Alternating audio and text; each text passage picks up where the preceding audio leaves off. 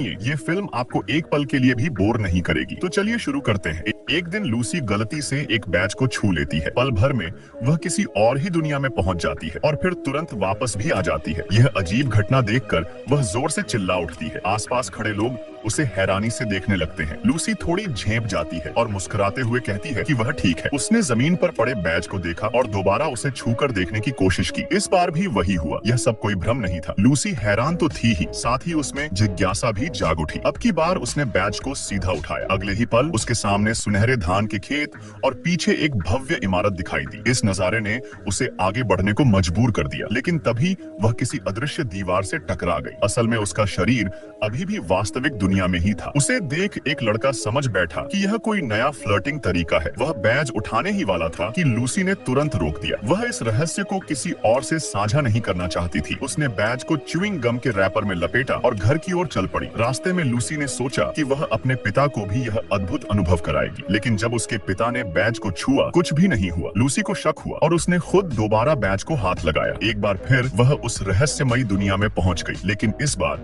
उसने महसूस किया कि वह बहुत तेजी से कहीं जा रही है। उसके पिता को लगा कि बेटी मजाक कर रही है और गुस्से में आकर बैज जब्त कर लिया। लूसी इतनी आसानी से हार मानने वाली नहीं थी। रात को जब पिता सो गए तो वह चुपचाप उनके कमरे में गई और बैज उठाने लगी। जैसे ही उसने बैज को छुआ, वह फिर उसी सुनहरी दुनिया में पहुंच गई। अब उसने बिना समय गंवाए सीधा इमारत की ओर कदम बढ़ाया, पर फिर से हवा की दीवार ने उसे रोक लिया। लूसी समझ गई कि असली दुनिया की कोई दीवार आड़े आ रही है। तभी उसके दिमाग में एक उपाय आया। वह दिशा तय कर एक साइकिल पर सवार हो गई और उस दिशा में चल पड़ी जहाँ इमारत थी। एक खुले मैदान में पहुंचकर, जहाँ कोई बाधा नहीं थी, उसने बैज निकाला। इस बार वह सीधे उस इमारत के भीतर पहुंच गई। उसके सामने एक भविष्य की टेक्नोलॉजी से भरपूर शहर था, जहाँ बिना ट्रैक के चलती हुई ट्रेनें थीं, रॉकेट जो खुद वापस उतर सकते थे, यहाँ तक कि गुरुत्वाकर्षण को मात देने वाले स्विमिंग पूल भी। लूसी रोमांच से भर गई। वह फौरन एक ट्रेन में चढ़ गई और बाद में एक रॉकेट लॉन्च पैड की ओर बढ़ी। वह रॉकेट में चढ़ने ही वाली थी कि उसके पैरों में भारीपन आ गया। बैज के पीछे एक काउंटडाउन भी शुरू हो गया था। वह जिद से आगे बढ़ने लगी, लेकिन अचानक ही वह वापस असली दुनिया में खिंच गई। घर पहुंचते ही उसने इंटरनेट पर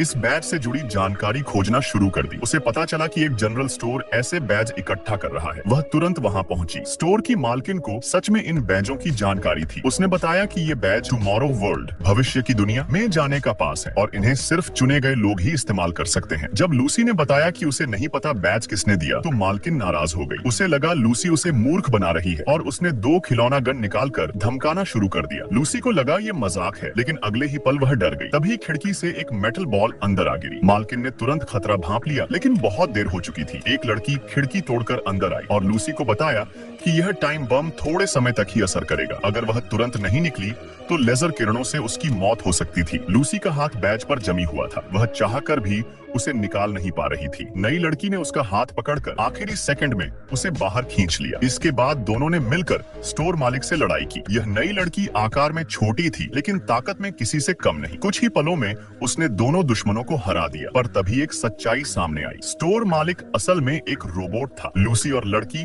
वहां से भागने लगी। वे कार में बैठकर निकल गई। रास्ते में पता चला कि नई लड़की का नाम अथीना है और वही एक रिक्रूट ऑफिसर है। उसी ने चुपचाप लूसी को बैच दिया था, लेकिन जैसे ही लूसी को पता चला कि अथीना भी एक रोबोट है, वह घबरा गई। उसने गाड़ी रोकी और वहां से भाग निकली। अथीना ने पीछा करने की कोशिश की, लेकिन तभी वह एक कार से टकरा गई। ड्राइवर डर गया और उसकी ओर भागा। तभी एक और लड़की कार लेकर भाग गई। ड्राइवर भागती हुई कार के पीछे गया। उधर टकराई हुई अथीना एकदम से उठ बैठी और अब वह तेजी से कार का पीछा करने लगी। इतनी तेजी से कि उसकी रफ्तार अब इंसानों जैसी नहीं लग रही थी। रियर व्यू मिरर में उसे भागते देख केसी की आंखें हैरानी से फटी रह गईं। फिर अचानक वो लड़की सीधे गाड़ी के बोनट पर कूद पड़ी। केसी डर के मारे ब्रेक पर जोर से पैर मारा। जड़त्व के कारण वो लड़की सीधे ड्राइविंग सीट से टकरा गई। उसने बिना वक्त गंवाए चाबी तोड़ दी और फिर दरवाजे का हैंडल भी तोड़ डाला। अब केसी के पास कोई रास्ता नहीं बचा था, बस वही करना था जो लड़की कहती। जब देखा कि वो लड़की उसे नुकसान नहीं पहुंचा रही, केसी ने खुद को शांत किया और उसकी बात सुनी। लड़की ने अपना नाम अथीना बताया और कहा कि वो फ्यूचर वर्ल्ड से आई एक रिक्रूटर है। उसका मिशन है कुछ खास लोगों को फ्यूचर फ्यूचर में ले जाना, और केसी थी उसकी लिस्ट में आखिरी चुनी गई इंसान। फ्यूचर में संकट आने वाला है और अगर उन्होंने जल्दी कुछ नहीं किया तो न सिर्फ भविष्य बल्कि वर्तमान भी तबाह हो जाएगा। लेकिन फ्यूचर में वापस जाना आसान नहीं था। उन्हें पहले फ्रैंक को ढूंढना था, एकमात्र इंसान जो उन्हें वहां पहुंचा सकता था। दोनों फ्रैंक के घर पहुंचे, लेकिन फ्रैंक ने दरवाजा ही नहीं खोला। वो कितना भी मिन्नतें करें, फ्रैंक टस से मस नहीं हुआ। केसी मायूस होकर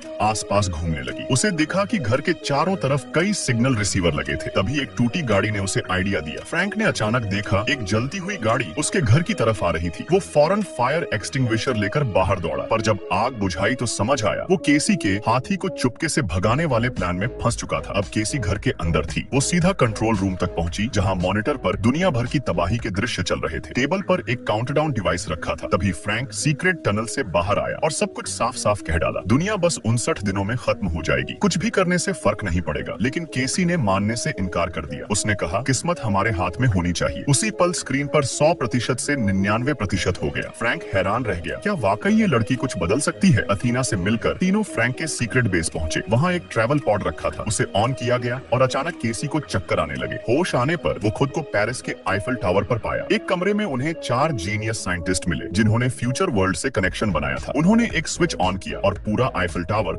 2 हिस्सों में बंट गया। नीचे से एक जायंट रॉकेट ऊपर उठने लगा। केसी, अथीना और फ्रैंक उसमें चढ़े और रॉकेट हवा में उड़ा। एक ऊंचाई पर पहुंचने के बाद रॉकेट का बूस्टर हिस्सा अलग हो गया और कैप्सूल उलटी दिशा में घूमकर अत्यधिक स्पीड में पृथ्वी की ओर आया और फिर उसने स्पेस टाइम बैरियर को तोड़ दिया। अब वो फ्यूचर वर्ल्ड में थे, लेकिन यहाँ सब उजड़ा हुआ था। फिर कुछ फ्लाइंग व्हीकल्स आए और उन्हें डेविड, फ्यूचर वर्ल्ड के गवर्नर के पास ले जाया गया। फ्रैंक ने डेविड को बताया कि केसी शायद दुनिया को बचा सकती है। डेविड उन्हें टाइम मॉनिटरिंग टावर ले गया, जहाँ क्वांटम टेक्नोलॉजी से वो न सिर्फ भविष्य देख सकते थे बल्कि अतीत भी। केसी ने देखा 3 दिन पहले का खुद का अक्स। फिर उन्होंने देखा युद्ध, न्यूक्लियर धमाके, बाढ़ और तबाही। केसी डर गई और पूछा, अगर ये सब पहले से जानते थे तो लोगों को फ्यूचर वर्ल्ड क्यों नहीं लाया गया? डेविड बोला, ये सब इंसानों की अपनी करनी है। हम केवल टैलेंटेड लोगों को ही अपनाते हैं, वरना यहाँ भी तबाही मच जाएगी। केसी को ये गलत लगा, पर वो कुछ कर नहीं सकी। तभी उसने नोटिस किया डूम्सडे इमेजेस थोड़ी देर के लिए बदली। उसे समझ आया ये मशीन फ्यूचर नहीं दिखा रही, बल्कि डर और नकारात्मकता फैला रही है, जिससे लोग धीरे धीरे खुद तबाही की तरफ बढ़े। अब उन्हें समझ आया असल खतरा टाइम मॉनिटरिंग टावर है। वो फिर से डेविड के पास गए और उसे सब बताया, पर डेविड को कोई फर्क नहीं पड़ा। फ्रैंक को समझ आ गया ये सब प्लान उसी का था। फ्रैंक ने डेविड पर हमला किया, अथीना ने रोबोट्स से लड़ाई शुरू की और केसी ने एक बम फेंका